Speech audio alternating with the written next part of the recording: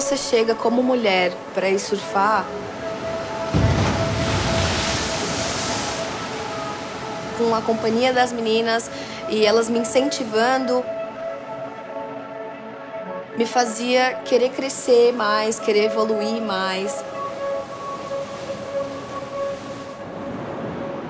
Não desistir.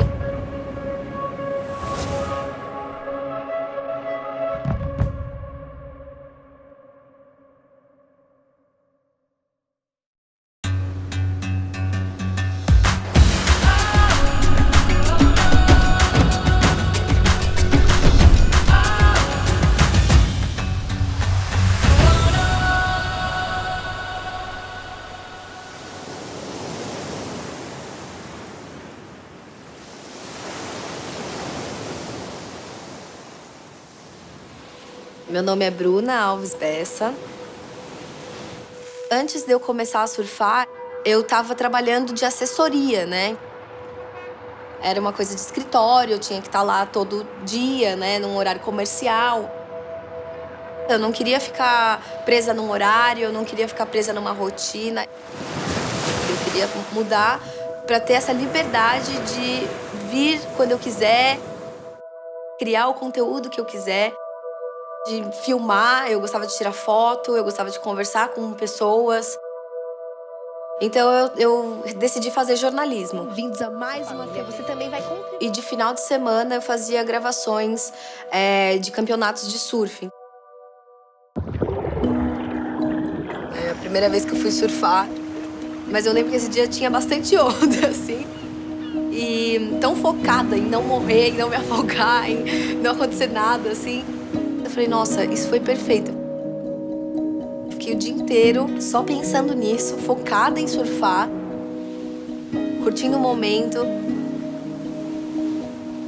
Então, eu acho que a partir do surf foi uma porta de entrada, assim, para várias coisas. Yoga, meditação, alimentação saudável, exercício físico. Então, para mim, foi uma mudança de vida.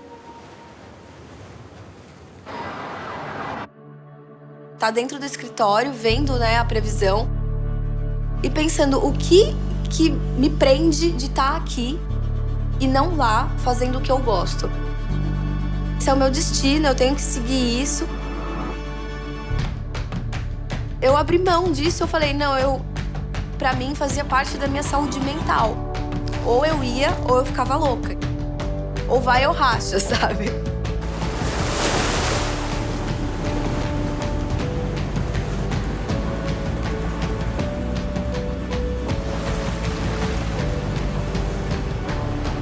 Comecei a surfar. Eu vi que o mundo do surf era totalmente voltado para o mundo masculino. Desde roupa, desde conteúdo, desde viagens. As a woman, yeah, you're a minority in the lineup, so you already kind of have a bit of that intimidation from the men who, at most locations, they feel like they own the wave. Você chega como mulher para ir surfar, tem muito homem, então eles olham, eles julgam, eles estão o tempo inteiro, você tem que se provar o tempo inteiro. Quando ele vê que ela surfa bem, aí acabou todo o encanto, porque ele não quer disputar onda com uma mulher no mar. Quando você tá em mais mulheres, né, no mar, o posicionamento do homem ele é automaticamente diferente. O surf me fez ter um propósito de vida. Unir mulheres, incentivar essas mulheres a fazerem o que elas querem.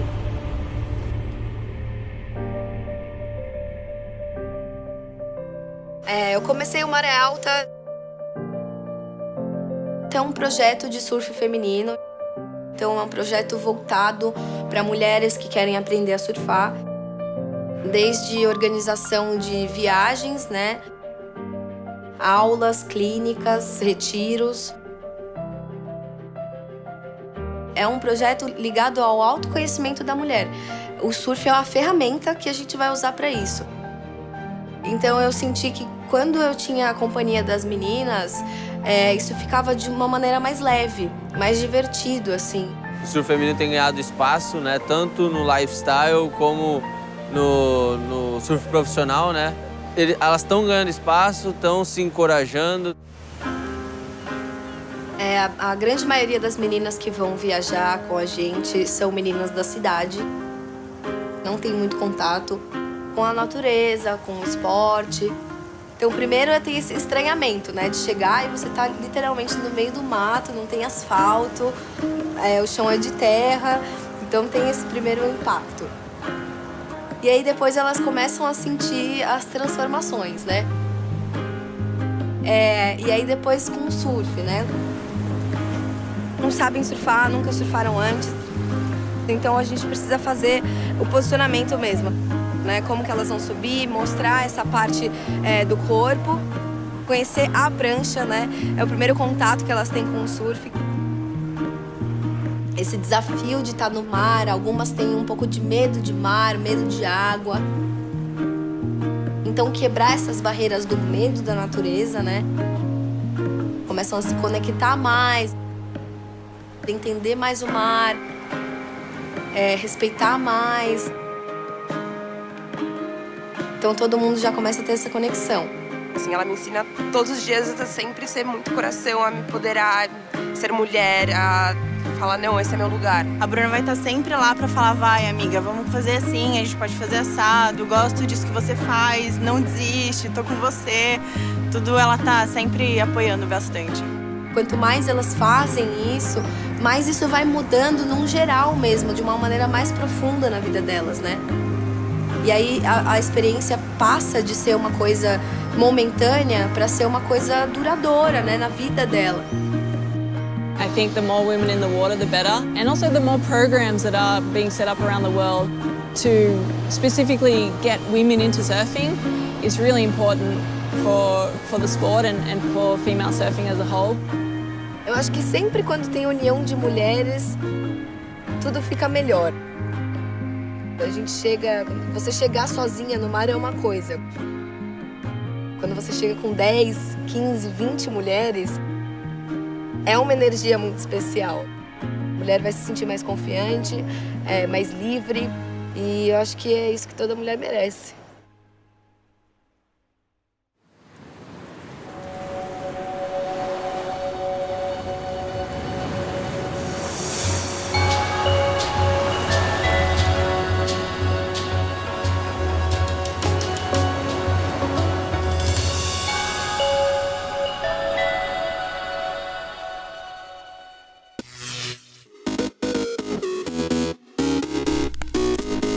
Welcome to Lorient on the west coast of France, a city that is famous for being at the heart of the offshore racing world.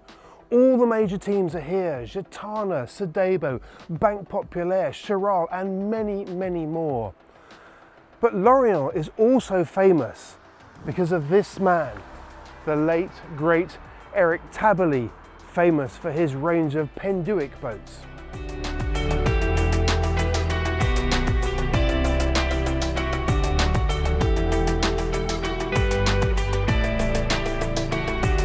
So it's his reputation that is such a big influence on this area. And it's always a buzzy, exciting place. It's the centre of the offshore racing world. And that doesn't matter whether you're sailing a big L Team Cat or a mini Transat boat. They're all here. But right now, Lorient is special as being the start of the Ocean Race Europe. The race consists of 3 legs. The first one, starting here in Lorient, then goes to Cascais in Portugal. Leg 2 then goes to Alicante in Spain, and the third leg takes the fleet to the finish in Genoa in Italy. Quite a challenge, but there's been an even bigger challenge for the event, a challenge that's been facing sporting events all over the world: COVID. And they've got a very impressive setup here to deal with it. What we are aiming to do is this first point, get a clear slate that know that everybody is going to be COVID free when they start the race, and hopefully when they get to the end in Genoa. So although people have come in with their previous PCRs, and they have come in, some of them with PCRs within the 24 hours, we needed to know that everybody at the start has got a clean slate. Therefore, yesterday, rapid antigen test to everybody and PCR to those who are going to be travelling out of France within 72 hours. PCR tests will be repeated for those travelling at later dates so that we make sure that there will be no problem in crossing international frontiers. So what about the teams that are taking part? Well, down here on the dock where face masks are mandatory, we've got the Imoca 60 class, the first of the two groups. There's 5 boats competing in this particular class. If you followed the recent Vendée Globe, some of these boats are going to be very familiar to you. Like this one, Thomas Royant, linked out. She finished 6th. Another one is Nicolas Troussel's boat, Corum, although unfortunately he was dismasted quite early in the race. But she's back together now. Now here's a team that didn't do the last Vendée Globe, but the name is becoming extremely well known, 11th Hour Racing, Charlie Enright's team. There's going to be a lot of eyes focused on this team because they really are up and running and getting ready for the ocean race next year. And then we have one of the newest teams in the fleet, Offshore Team Germany here. What's interesting about this team is that this is the one boat of the 5 that doesn't have the big horizontal foils. She's got far more conventional dagger boards. But given the variety of wind conditions that we're going to see over the next few days, it might just be that in certain circumstances they have an advantage.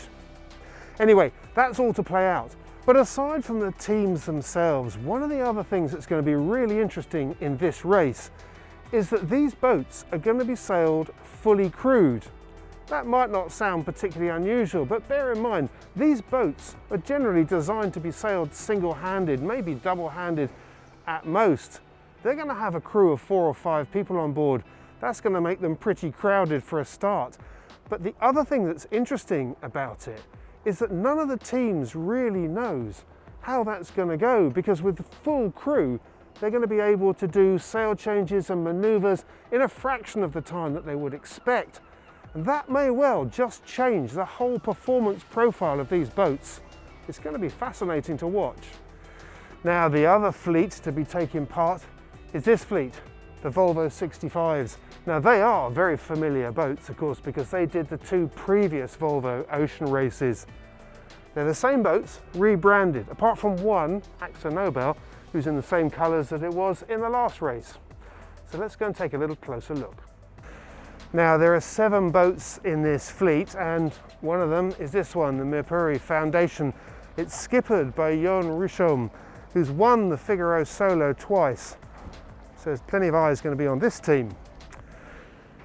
Then there's Axo Nobel. This is the one to be the most familiar. It was skippered back then by Chris Nicholson, and it still is. Now, they've only just got the band back together just recently, but there's plenty of experience on this boat. Now, this boat, Ambersail, is the Lithuanian entry, and you may think the name is familiar, and you'd be right to, because Ambersail 1 was a Volvo 60, Ambersail 2 is a Volvo 65. Now, of the new teams, the Austrian Ocean Race project is indeed one of the freshest teams into this event, and that can also be said for its crew. It has a long list of crew of very young and talented sailors. It's going to be interesting to watch this one as well. Now, when it comes to racing, it's often said that it's hours on the water that counts. And for this new team, Viva Mexico, that might just be what puts them in very good stead indeed, because just to get here, they've already done 7,000 miles in a whole range of conditions. That's going to be pretty useful. Now, Sailing Poland is another team that's also full of new sailing talent. But when you look down the list, there's one name that really sticks out, and that's a skipper, Bauer Becking. There's not many people in the world that know more about racing around the world than Bauer. So the 7th boat in the Volvo 65 fleet is this one, Team Childhood. It's also skippered by someone with an awful lot of experience, Simeon Tiempont. Plenty of experience offshore, but also someone who's won the America's Cup twice. So a fair bit of talent there then. So in this fleet, we know an awful lot about the boats, and indeed those that have sailed these boats before know a lot about how to make them go quickly. But what interests me particularly about this fleet is how many young sailors are involved. It's fascinating to look down the list and see just how many there are. The youngest crew member here is actually 16 years old. That's pretty impressive. But there's another thing that stands out as well, and that is that the youth element is not mandated by the class. That's the teams deciding that they want to bring on board young new sailors and give them the opportunity to get a taste of what offshore racing is really all about. That's really exciting. Anyway, the competition itself, that's going to be pretty exciting as well. Make sure you follow it. There's going to be live tracking that you can find on the Ocean Race website. That's theoceanrace.com. And of course, there's going to be plenty of videos and other material going up on the YouTube channel and of course the website itself. So stay watching. It's going to be a good one.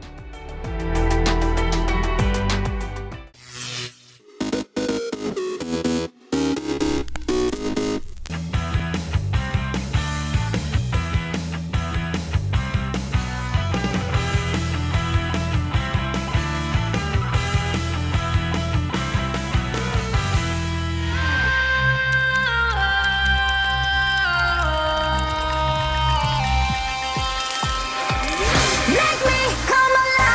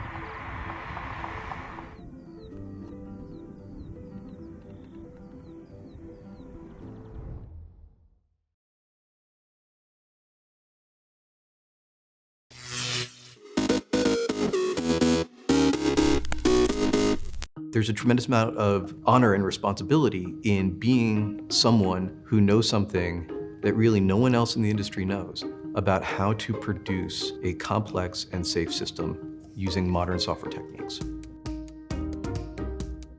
My name is Jannah Hossain. I am the Vice President of Software Engineering here at the Boeing Company. We're trying to modernize how we approach software here at the Boeing Company. You've got systems that carry our families, and you've got systems that defend our families. Those things need to work. This isn't an environment where we move fast and break things. It's an environment where things can never break. I like working in this space because people have come for this challenge. It's what makes software engineers at the Boeing Company so valuable and so special, is that the things you learn here, you can only learn here. The power of software, I would say, is when you get it right. The trick is, we got to bring the best people in. We have to leverage modern techniques and apply them in human safety critical applications, and we capture that in our people, and we capture that in our processes, and both are constantly evolving.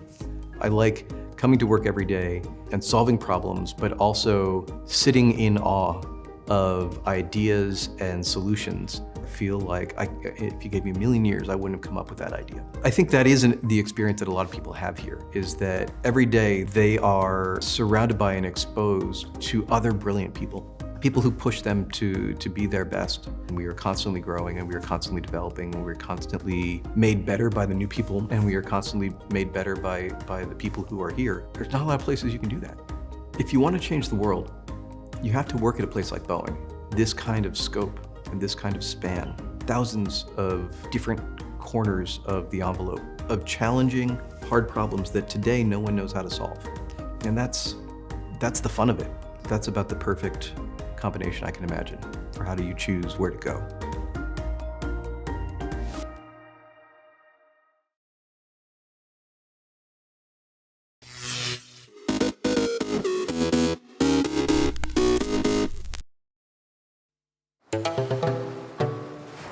I felt at home right away in Cape Town. There's a really open quality in people who live by the ocean. The people here have a real sense of fun, of relaxation, lightness of touch. Everywhere you look, there's real style and originality, and I think it's hard not to get caught up in it. It's got amazing food, incredible aromas and color, all the things that make life rich. But I keep getting drawn back to the mountain. It's a unique and incredible thing to have a mountain like that right in the center of a city. I mean, up there you can really feel the vibrancy of this city and its people. I find it so inspiring.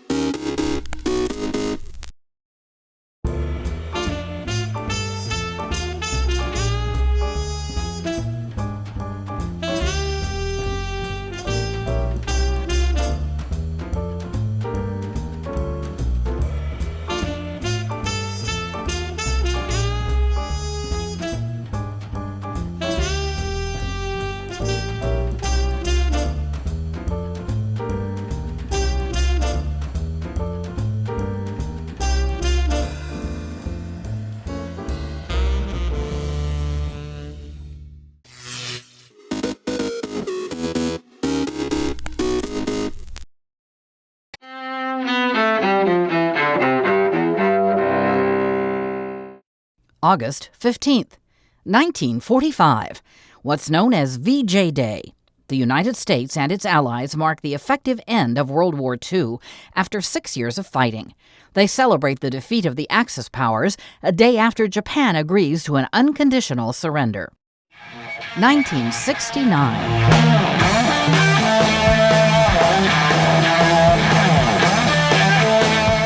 In upstate New York, the counterculture comes together for Woodstock, the largest rock concert of the 60s. What we have in mind is breakfast in bed for 400,000. Among the acts at the festival, which ended more than 3 days later, Jimi Hendrix, Janis Joplin, The Who, The Grateful Dead, and Crosby, Stills, Nash & Young. 1769. Napoleon Bonaparte, the French general and ruler whose wars reshaped the map of Europe, is born on the island of Corsica. 1947. In Asia, India gains its independence a day after neighboring Pakistan is established, concluding British colonial rule over the entire Indian subcontinent. 1998. In Northern Ireland, the deadliest terror attack in decades of sectarian violence takes place in the town of Omagh. That's where a car bomb planted by an IRA splinter group kills 29 people and wounds hundreds of others. 1914. In Central America, the Panama Canal opens to shipping traffic, connecting the Atlantic and Pacific Oceans. And 1939. Oh, we're off to see the wizard, the wonderful Wizard of Oz. The Wizard of Oz, the movie musical fantasy starring Judy Garland that remains a pop culture classic, premieres in Hollywood. Today in History, August 15th. Camille Bohannon, The Associated Press.